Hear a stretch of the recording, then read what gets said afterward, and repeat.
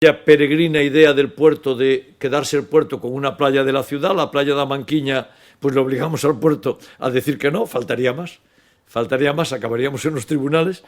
Y por tanto, la playa de Manquiña, que sigue siendo de uso público y abierta a los ciudadanos, ahora ya finalizamos unos trabajos de seguridad que había que hacer allí y por tanto ya dimos la orden de retirar las vallas y abrirla al público.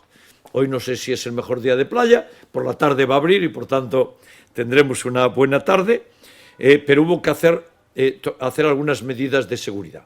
Había 7 eucaliptos que presionaban sobre el talud y amenazaban con caerse sobre la arena. Y por tanto hacer un derrumbe también de una parte del talud, pero sobre todo eucaliptos que podían producir severos daños a personas.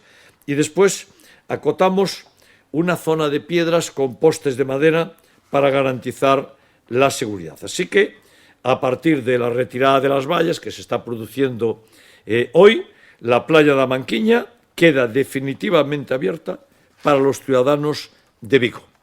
Y el puerto que se olvide de cualquier idea de quedarse con playas de la ciudad para no sabemos muy bien qué.